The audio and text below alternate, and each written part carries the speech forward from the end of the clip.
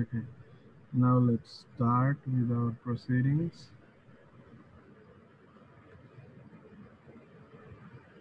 So last day we were discussing how radical polymerization is terminated. Yes, so we were discussing the third or the last step of addition polymerization.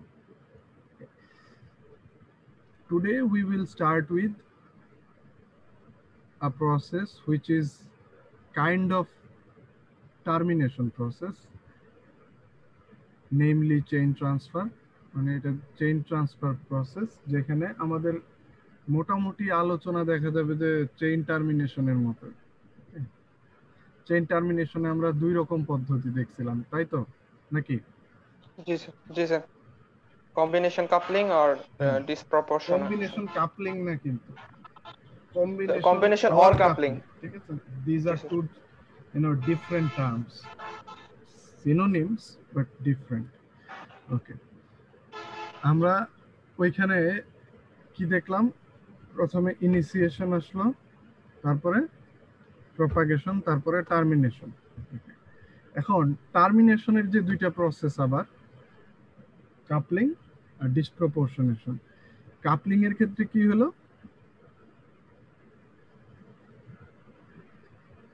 Two separate or monomer. two different monomer না, active radical chain, তাই তো, got connected with each other and produced a covalent bond or connection. ঠিক আছে, covalent bond এর connection. আচ্ছা, in case of the second one, কি disproportionation, both the active polymer chains, ঠিক আছে, both the active radical chains got terminated কি separately, individually, তাই না? আলাদা আলাদা ভাবে তারা টার্মিনেটেড হয়েছে না, তাই তো? জি স্যার। আচ্ছা, আমাদের চেইন ট্রান্সফার প্রসেসে এখানে এমন একটা ঘটনা ঘটবে যেখানে দুইটা আমরা যদি মানে রিএজেন্ট বা অ্যাক্টিভ এজেন্ট চিন্তা করি, এখানে অ্যাক্টিং এজেন্ট, আসলে অ্যাক্টিভ এজেন্ট বলা উচিত হবে না, অ্যাক্টিং এজেন্ট, যেখানে আমাদের একটা থাকবে হলো রেডিক্যাল চেইন। কি থাকবে? একটা অংশ রেডিক্যাল চেইন, আরেকটা অংশ থাকবে stable or deactivated chain or compound or anything. আমরা আজকে এটা দেখবো যে আসলে কি কি ঘটনা ঘটে। তবে প্রথমে যেটা আমাদের মনে রাখতে হবে, আমাদের এই প্রসেসটা কাইন্ড অফ পার্শিয়াল টার্মিনেশন, এবং এখানে একটা থাকবে অ্যাক্টিভ পলিমার চেইন, মানে যেটা হলো রেডিক্যাল পলিমার চেইন, আর আরেকটা থাকবে either deactivated or terminated polymer chain, or it can be possible that it is a monomer, or it can also be a solvent molecule or an impurity. ঠিক আছে, কিন্তু একটা থাকবে অ্যাক্টিভ আর একটা থাকবে inactive. Let's look at the reaction.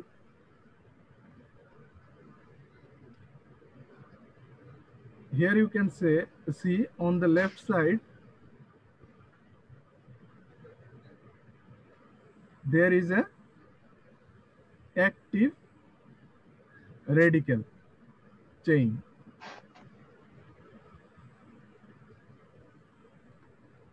Get it? পাইছেন? Yes, yes sir. আচ্ছা, left সাইডে কি আছে? I'm writing it for you. Active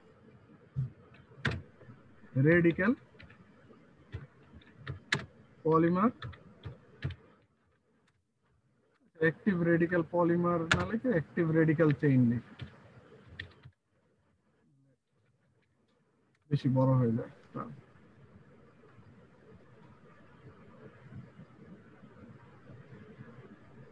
active radical chain, আরেকটা যেটা দেখতে হবে আমাদেরকে, আর অন দ্য রাইট সাইড কি আছে, এই ছোট্ট জিনিসটা, এটা হবে আমাদের ইনঅ্যাক্টিভ। ইনঅ্যাক্টিভ পার্ট বা inactive molecule or inactive chain, whatever you say. হ্যাঁ, ঠিক আছে, তাহলে আমরা ওটাও লিখি। জি স্যার। এই অংশটা কি, ইনঅ্যাক্টিভ চেইন। আচ্ছা, এটাকে আমরা ইন্ডিকেট করে দিই, অ্যাক্টিভ অংশটাকে। ওকে, না ইনঅ্যাক্টিভ অংশটাকে আমরা উল্লেখ করি, এটা হলো inactive or deactivated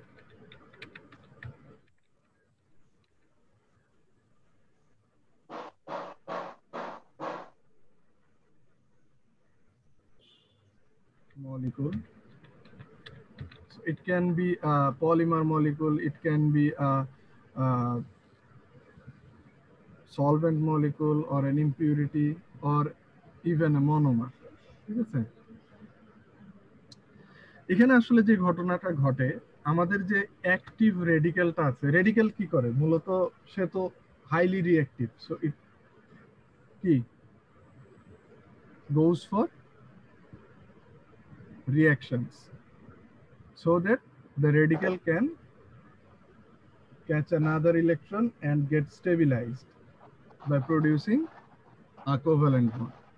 তাই তো, আরেকটা ইলেকট্রন খুঁজবে যে কোনো জায়গা থেকে, সে আরেকটা সিঙ্গেল আনপেয়ার্ড ইলেকট্রন খুঁজে বের করবে যে কোনো সিস্টেমের মধ্যে থেকে, এবং তার আনপেয়ার্ড ইলেকট্রনটার সাথে যে নিউ সিস্টেম যেখানে সে খুঁজে পাইলো আরেকটা আনপেয়ার্ড ইলেকট্রন, বা সে তৈরি করলো আরেকটা আনপেয়ার্ড ইলেকট্রন, তাদের মাধ্যমে একটা কোভ্যালেন্ট বন্ড ফর্ম করে স্টেবিলিটি অর্জন করবে এবং একটা কম্পাউন্ড তৈরি করবে বা মলিকুল তৈরি করবে, আমরা বলতে পারি সহজে।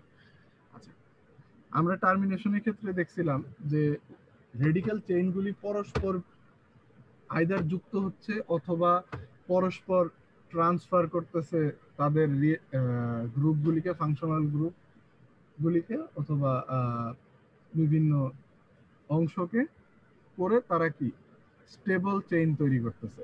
কিন্তু চেইন ট্রান্সফারে আমরা দেখব যে এটা মানে প্রসেসটা কন্টিনিউ করবে, একটা অ্যাক্টিভ অংশ আর একটা ইনঅ্যাক্টিভ অংশের সাথে এমন ভাবে যুক্ত হবে যে সেই ইনঅ্যাক্টিভ অংশটা আবার নতুন একটা রিঅ্যাক্টিভ অংশের সৃষ্টি করবে। ঠিক আছে, খেয়াল করেন এই লাইনটা আপনাদের খেয়াল করতে হবে।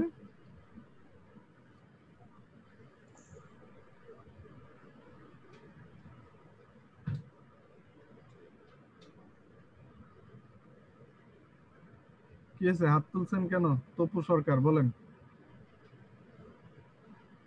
তপু স্যার সরকার। ভুলে উঠে গেছে।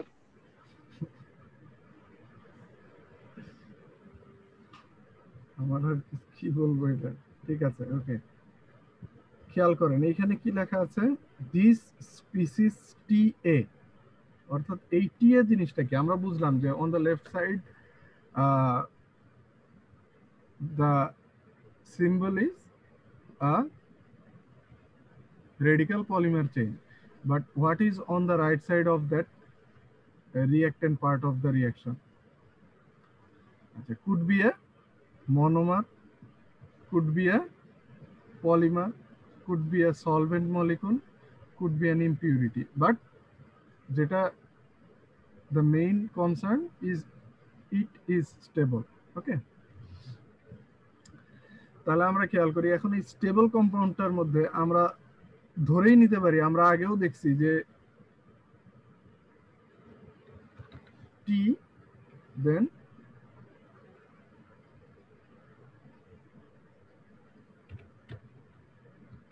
এ।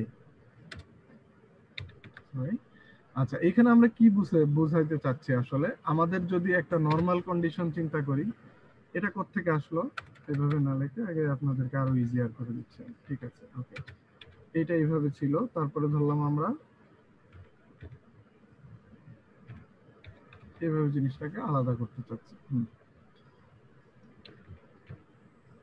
এইভাবে দেখানো আরো সহজ, যদিও উপরে দেখাতে পারলে ভালো হতো। আচ্ছা, আমরা টি এ একটা কম্পাউন্ড নিচ্ছি যার মধ্যে টি অংশটা এ অংশের সাথে একটা কোভ্যালেন্ট বন্ডের মাধ্যমে যুক্ত আছে। ওকে, আমরা যদি এখানে হোমোলাইটিক ক্লিভেজের মাধ্যমে আলাদা করতে পারি এই দুইটা অংশকে, তাহলে কি তৈরি হবে? দুইটা ফ্রি ফ্রি রেডিকেল। রেডিকেল তৈরি হবে। ভেরি গুড, কারণ একটা কোভ্যালেন্ট বন্ডে দুইটা শেয়ার্ড ইলেকট্রন পেয়ার থাকে, দুইটা শেয়ার্ড ইলেকট্রনের মাধ্যমে একটা পেয়ার থাকে, যাকে আমরা হোমোলাইটিক ক্লিভেজের মাধ্যমে সেপারেট করতে পারি বা ডিভাইড করতে পারি ইকুয়ালি। ওকে, এটা আমাদের বুঝতে তো কোনো কষ্ট হচ্ছে না নাকি? এটা অনেকবার পড়াইছে।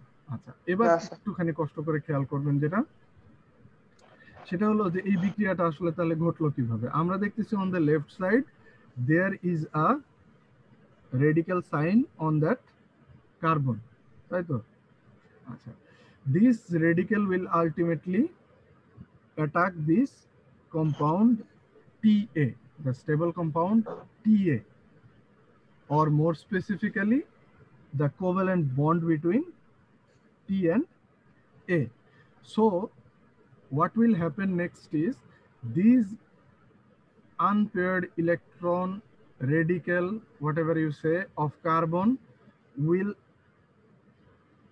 take one electron from that T part, ঠিক আছে, and will produce a covalent bond. Okay, but at the same time, as there is a homolytic cleavage, the A radical that is formed in